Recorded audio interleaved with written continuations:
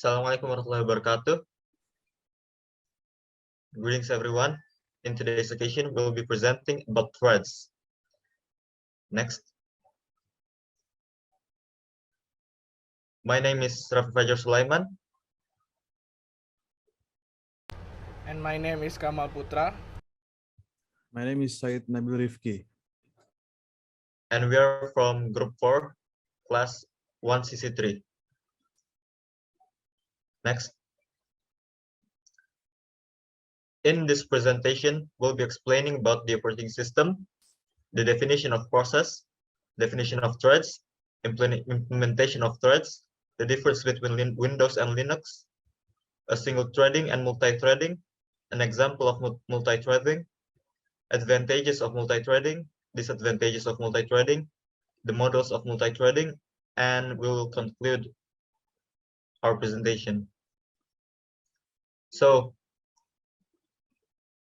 at this time, technological has advanced, causing human needs to increase. There's a link between technological progress and increasing in human needs. Namely, human needs are becoming easier to fulfill. Indirectly, the benefits of developing technology are helping humans to fulfill their needs, like the use of computers in people's life. Computers will also not run if there's no operating system in it. In the operating system, there are things called processes, one of which is an execution in thread or thread execution. Next. So, what is an operating system? Operating system is the program that, after being initially loaded into the computer by a root program, manages all of the other application programs in a computer. The application programs make use of the operating system by making requests for services through a defined application program interface, or known as API. In addition, users can interact directly with the operating system through a user interface, such as the command line interface or graphical UI. In simple terms, an operating system is a software that is used to connect a hardware into the customer, but it is hard to pin down what an operating system truly is.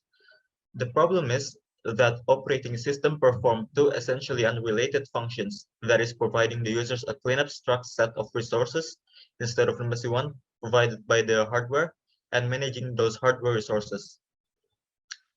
Now, the operating system as an extended machine. The architecture of most computers at the machine language level is primitive and awkward to program, especially for the input and output. To make this point more concrete, consider a modern SATA hard disk used on most computers. A book describing an early version of the interface to the disk, what a programmer would have to know to use the disk, ran over 450 pages.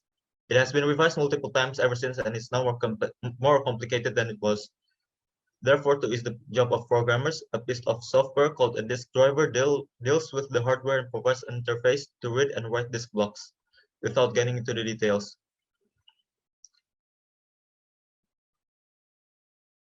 Now, the operating system works in such ways to make the hardware easier to use.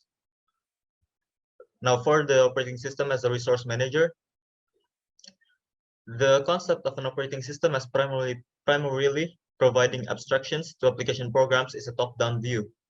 An alternative view holds that the operating system is there to manage all the pieces of complex system.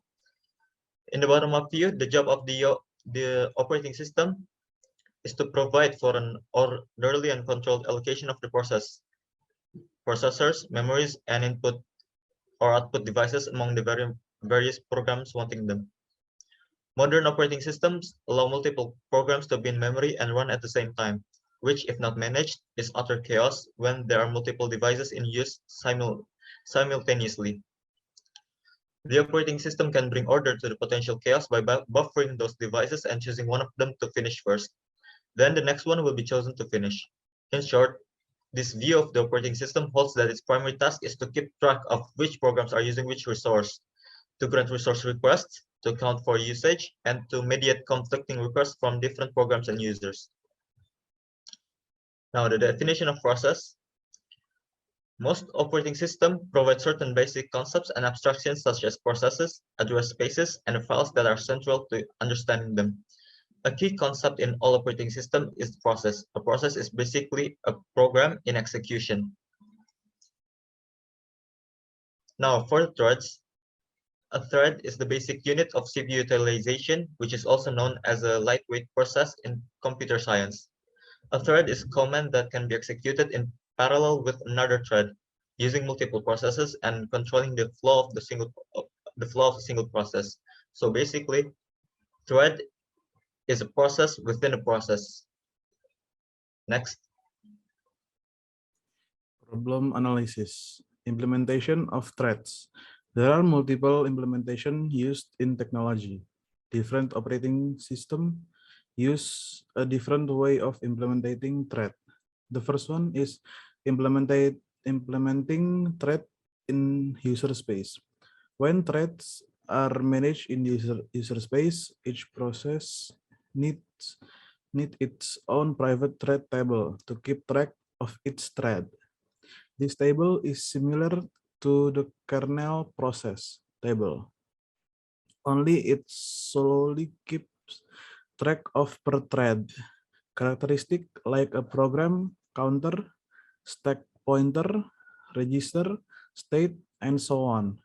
The runtime system is in charge of the thread table. When a thread is switched to a ready or blocked state, the thread table keeps the information need to restart it in the same manner that the kernel store information about process in the process table. Next. Second one is implementing thread in the kernel. The kernel's thread table hold each thread's register, state, and other information. The knowledge is that the same like user level thread, but it's now within the kernel rather than in user space inside the runtime system. This information may be a subset of the knowledge that traditional kernel maintain about each of their single thread process. That is the method state. Additionally, the kernel also maintain the normal process table to stay track of process. The third one is implementing thread in Linux. Linux feature a unique implementation of thread. To the Linux kernel, there is no concept of a thread. Linux implements all thread as a standard process. The Linux kernel doesn't provide any special scheduling schematic or data structure to represent thread. Instead, a thread is simply a process that shares certain resource with other process. Each thread features a unique task struct and appears to the kernel as a traditional process, which just happen to share resource like an address space with other processes. Next. The fourth one is implementing thread in Windows. In Windows, processes are container for program. They hold the virtual address space, the handles that acts kernel mode object, and threads. In their role as a container for the threads, they hold common resource used for thread execution, like the pointer to the quota structure, the shared token object, and the default parameter want to initialize thread, including the priority and scheduling class. Each process has a user mode system data called the PEB, process environment block. The PEB include the list of load modules, etc., the exe and the DLLS, the memory containing environment string, the present working directory, and data for managing the process. Heap as well plenty of special case. Win32 craft that has been added over time. Next. This is the difference between the thread in Windows and Linux.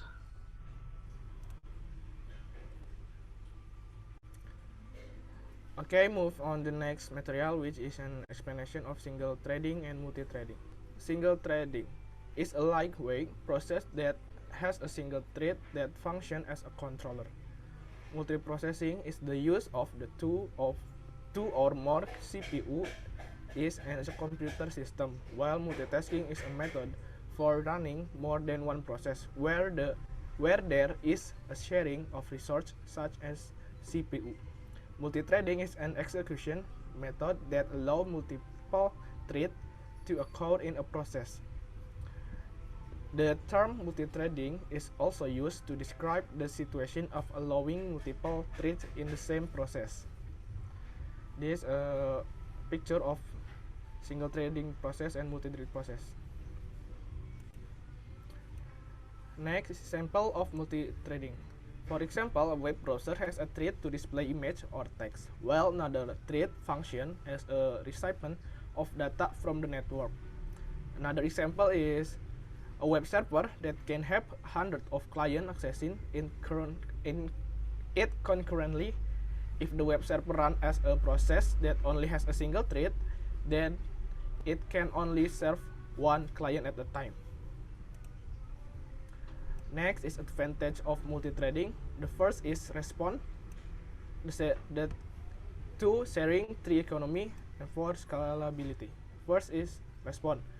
Making an interactive application into a multi-threading can make a program continue to run even though part of the program is blocked or perform a long operation, because can improve responsiveness to the user. Next is sharing resource. A process that consists of many threads will have the same resource. These resources include data in storage, memory space, and process on the heap and stack. With this, its text executed by a thread does not need to order additional resource from system memory, but user resources already in a memory that have been taken by other thread. Next, allocation memory and other resource to create a process is very expensive. Creating a new process is very inefficient. On the other hand, creating thread is cheaper and faster.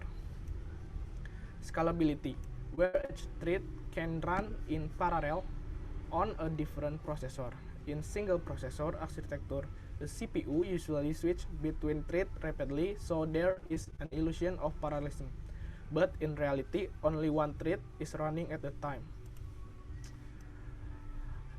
Disadvantage of multi-threading. First, multi-threads can interfere with each other when sharing hardware resources. For example, cache memory.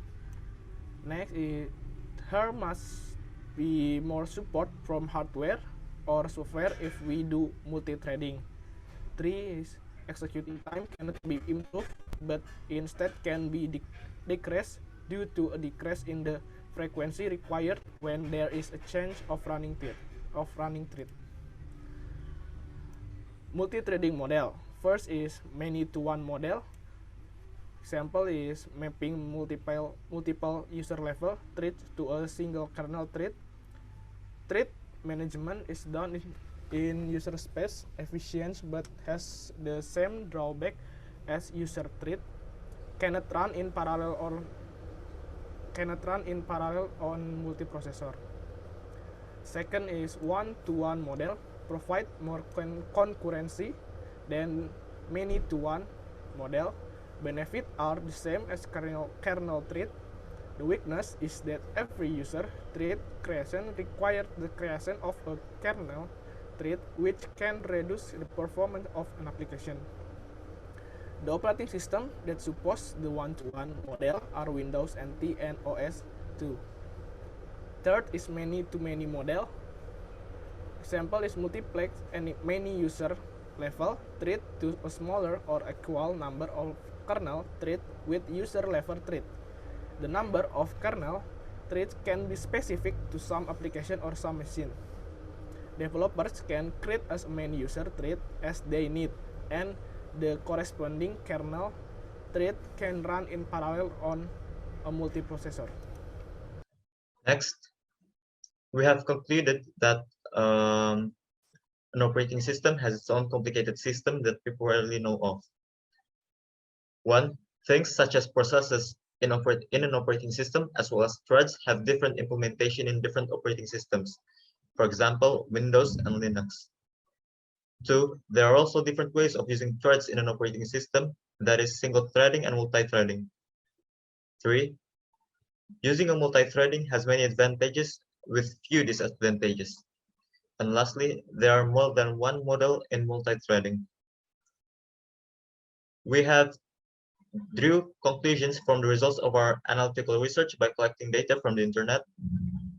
And that's all for our presentation today. Thank you very much. Wassalamualaikum warahmatullahi wabarakatuh. Wassalamualaikum warahmatullahi wabarakatuh. Warahmatullahi wabarakatuh.